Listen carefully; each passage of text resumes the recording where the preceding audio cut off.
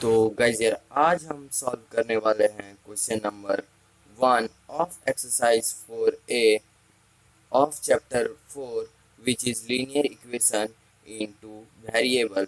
ये class 9th RS Agarwal का chapter है।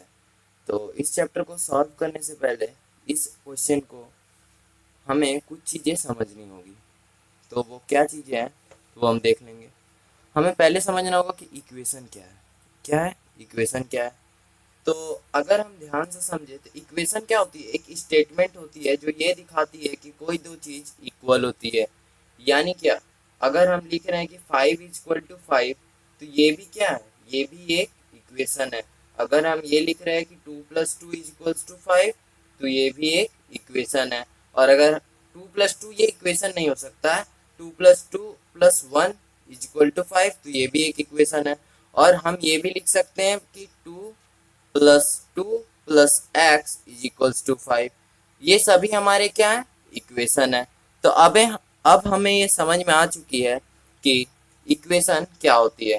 तो अब हम समझेंगे कि एक इक्वेशन के का डिग्री क्या होता है। तो डिग्री देखो, कोई भी एक इक्वेशन हम लोग लिख लेते हैं, 2x + 3y + 6c + z, what ever it is, हमने कुछ भी लिख लिया।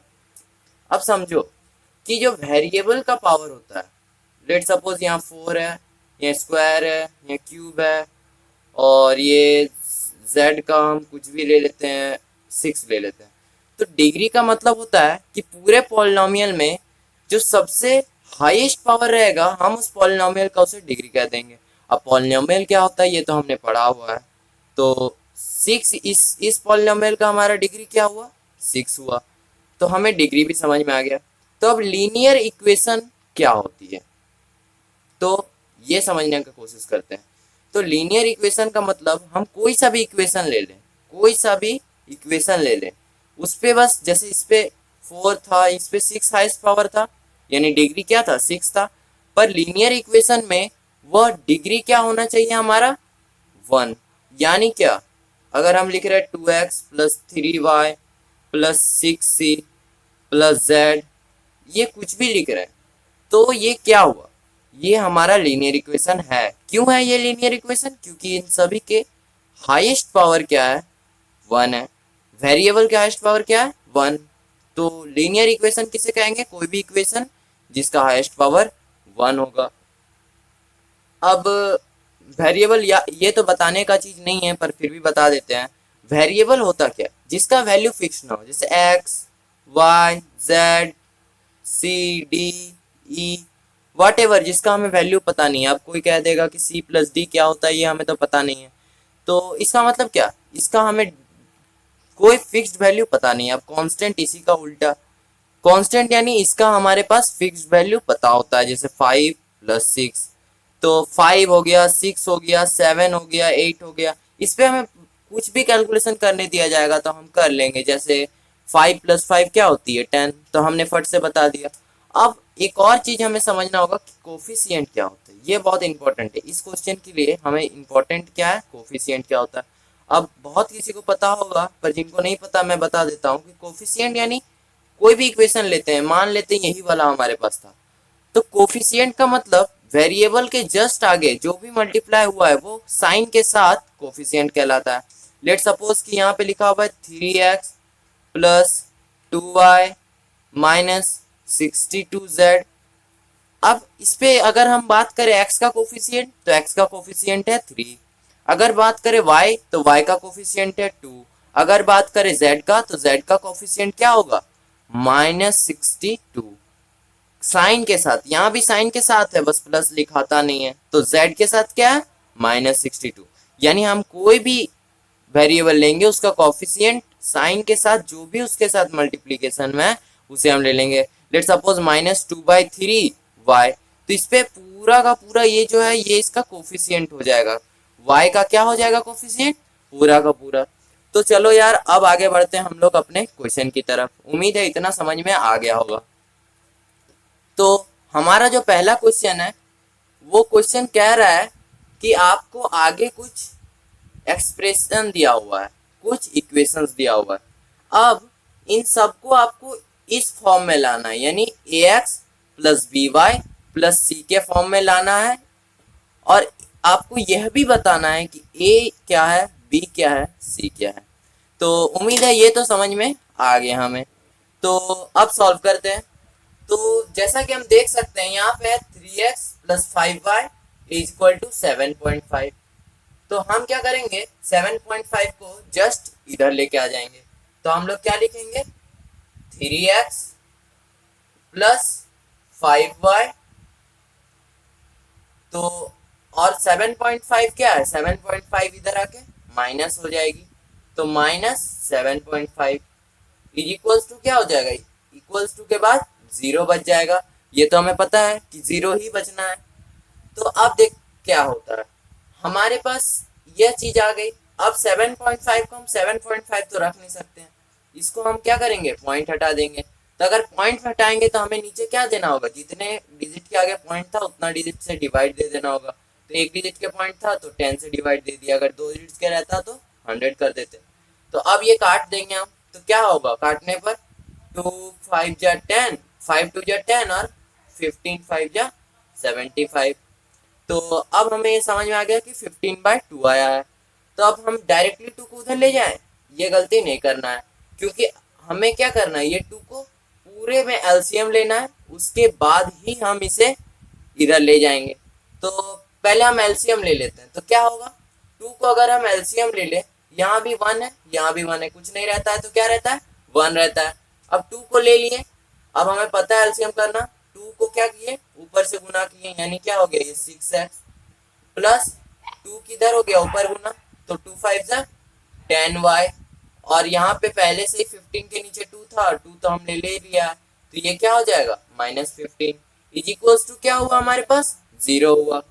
तो अब हमारे पास बचा क्या, अब हमारे पास बचा 6x plus 10y -15 is equals to, अब 2 इधर यहाँ पे डिवाइड में, तो उधर ले जाके हम इसे मल्टीप्लाई में कर सकते हैं।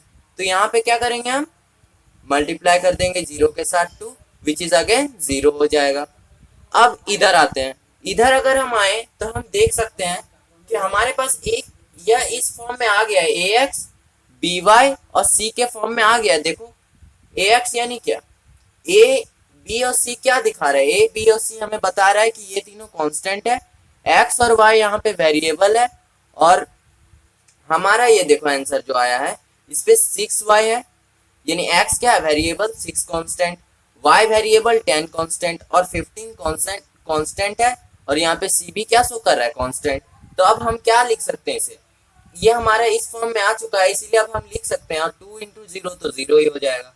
तो हम लिख सकते हैं ना यहाँ पे कि a इज इक्वल्स टू क्या हो गया, 6, क्योंकि देखिए कोफिशिएंट पकड़ेंगे हम, वेरिएबल है तो इसका कोफिशिएंट क्या है, 0 इसके साथ मल्टीप्लाई में। तो यहाँ इसका फॉर्म क्या है, ये तो x ये है तो इसका कोफिशिएंट 6 हो गया। अब y यहाँ पकड़ेंगे तो y क्या है, b के आ गया, और यहाँ y किसके आ गया, 10 के। तो 10 को क्या पकड़ेंगे हम, कोफिशिएंट पकड़ेंगे। अब ध्यान देने की बात है, यहाँ पर क्या है, 6 c है, अब प्लस में c है। अब हमें क्या करना है, c को लेना है, लेकिन ये क्या है, -15 ले लेंगे, क्योंकि ये पूरा ही c है, ये पूरा ही c है। तो यहाँ पे हम प्लस -15 कर दें तो ये बेहतर है। और यहाँ पे मेरा c कितना आ जाएगा, हमारा c हो जाएगा -15, और यहाँ 10 क्या है, b है। तो ये हमें समझ में आ चुका है। तो होप कि इतना समझ में आया। तो अब अगले क्वेश्चन में बढ़ते हैं तो और क्लियर हो जाएगा। तो यहाँ पे हमारे पास है क्या, यहाँ पे हमारे पास दिया हुआ है 2x माइनस y/5 प्लस 6। तो हमें क्या करना है, अब देखिए 5 यहाँ पे क्या है, डिनोमिनेटर में है, तो हम क्या करेंगे, 5 को पहले एलसीएम में ले लेंगे। तो 5 एलसीएम में ले लेते हैं, इन दोनों के नीचे क्या है, 1 है, कुछ नहीं है। तो 5 2 के साथ इंटू हो जाएगा तो क्या होगा, 10x, फिर माइनस क्या हो जाएगा, 5 पहले से था तो यहाँ पे सिर्फ y रहेगा, और यहाँ पे प्लस क्या हो जाएगा, 5 6 जा 30 इज इक्वल्स टू क्या, 0। अब 5 को हम उधर ले जा सकते हैं, हाँ जी बिल्कुल ले जा सकते हैं। तो हम 5 उधर ले जाके क्या कर देंगे, इज इक्वल्स टू के उधर ले जाएंगे, 0 × 5 हो जाएगा, विच इज अगेन क्या हो जाएगा, 0। और हमारे पास यहाँ क्या हो जाएगा, 10x माइनस वाई प्लस 30। तो इससे हमें क्या दिख रहा है, हम देख रहे हैं कि ये फॉर्म इस फॉर्म के जैसा बना क्या। अगर हम ध्यान से देखें तो x के साइड में क्या है, 10 है, वो तो हमारे पास पता चल गया। तो यार अब तक हमने देख लिया कि ये उसके बराबर आ चुका है। अब c कांस्टेंट था तो हमारे पास तो 6 हो गया, यानी हम लिख सकते हैं कि c is equals to 6। 10 x के साथ कोफिशिएंट में है तो x a के साथ है, यानी कि हम क्या लिख देंगे, a is equals to 10। But problem आ रहा है कि b को क्या करें। तो देखिए यहाँ पे y माइनस में है और हर एक वेरिएबल के साथ कुछ नहीं तो एक कोफिशिएंट होता ही है जिसको हम लोग क्या कहते हैं, 1।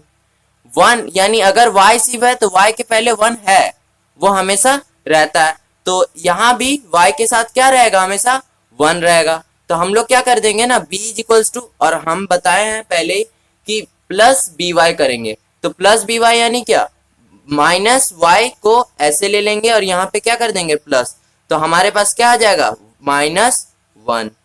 ध्यान से समझेंगे फिर से इसको कि कुछ भी रहता है, वेरिएबल कुछ भी रहता है, यानी इसका वैल्यू फिक्स नहीं है तो इसके साथ कोफिशिएंट 1 तो रहता ही है। अगर कुछ नहीं है तो 1 है, तो 1 अगर है और ये माइनस में है तो हम लोग क्या लिख दिए, -1, क्योंकि कोफिशिएंट क्या होता है, हम अभी डिस्कस किए कि कोफिशिएंट साइन के साथ होता है। यानी अगर y ले रहे हैं तो -2/3 पूरा होगा, यानी साइन भी उस पे लेंगे हम, जैसे कि हमने इस वाले क्वेश्चन में भी किया कि c के साथ पूरा साइन लिए हैं। तो कोफिशिएंट में हम साइन लेंगे, इसे लेना नहीं भूलेंगे। तो ये हमारा सेकंड का भी आंसर हो गया। तो अब हम सॉल्व करेंगे इसी का थर्ड नंबर। तो थर्ड नंबर में हमें क्या दिख रहा है, थर्ड नंबर में है 3y minus 2x is equals to 6। तो अब हम पहले 6 को लेफ्ट हैंड साइड से यानी राइट हैंड साइड से लेफ्ट हैंड साइड की ओर ले जाएंगे। तो ये क्या हो जाएगा, 3y माइनस 2x -6, क्योंकि यहाँ प्लस में था तो उधर क्या हो जाएगा, माइनस में, इज इक्वल्स टू 0। अब हम क्या देखते हैं, अब देखेंगे 3y, ये माइनस को हम ब्रैकेट के अंदर कर देंगे तो क्या हो जाएगा, प्लस -2x। इससे कुछ होगा नहीं क्योंकि प्लस माइनस माइनस तो वो निकल के वही आ रहा है, और प्लस -6, ठीक है, इज इक्वल्स टू 0। अब देखेंगे इसको आगे कि y के साथ कोफिशिएंट 3 और यहाँ y के साथ क्या है, b, तो हमें b का वैल्यू मिल गया ना 3, यानी b क्या है, b इज इक्वल्स टू 3। अब x के साथ कोफिशिएंट क्या है, -2, माइनस भी लेंगे, इसे नहीं भूलना। और x हमारे पास कोफिशिएंट किसका, a, तो a इज इक्वल्स टू क्या हो गया, -2, बहुत ही इजी है। और c हमारा कांस्टेंट टर्म है और c यहाँ पे क्या डिनोट कर रहा है, -6, तो c का वैल्यू हमारे पास क्या निकल के आया, -6।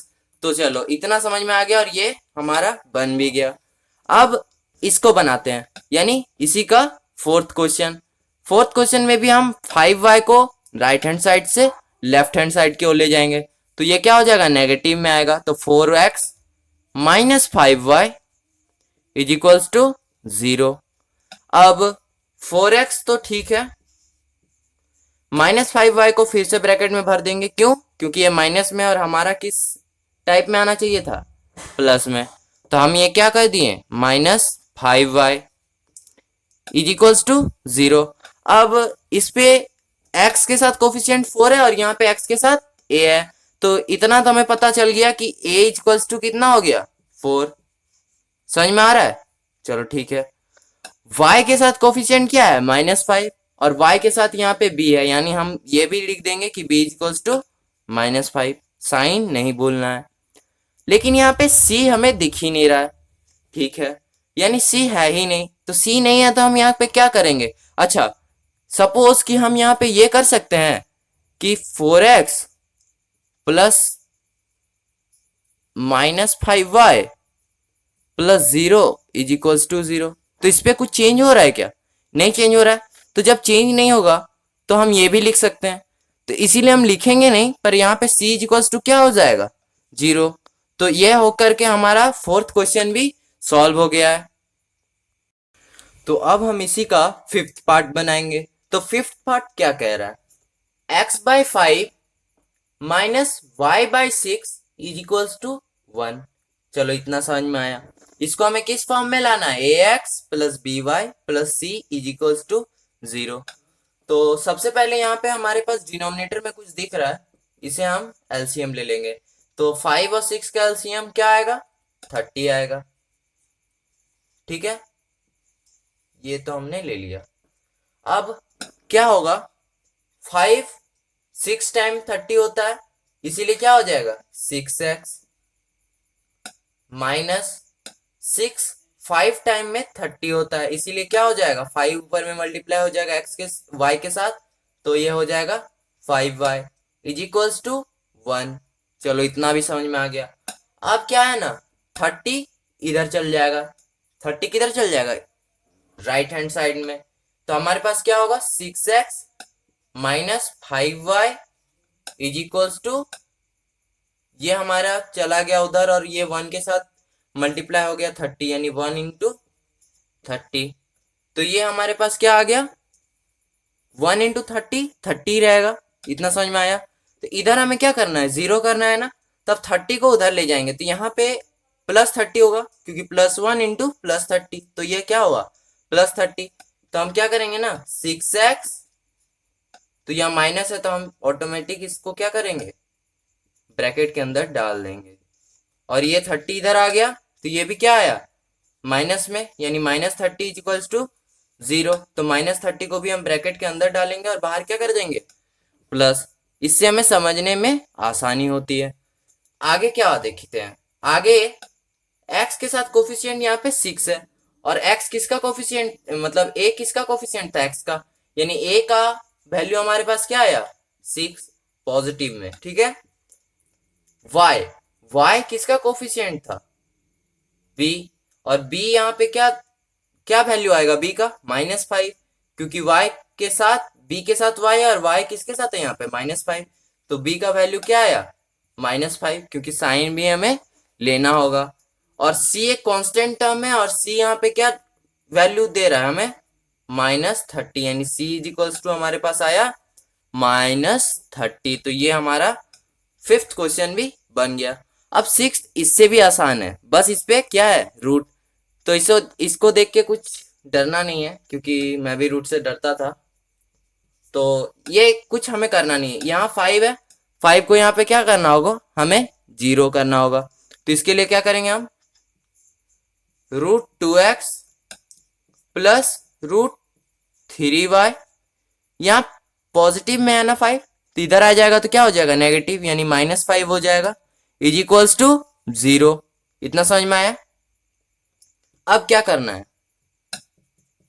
√2x प्लस 3y -5, यहाँ पे क्या करेंगे माइनस को ब्रैकेट में डाल देंगे पूरे को, इससे समझने में आसानी होगा।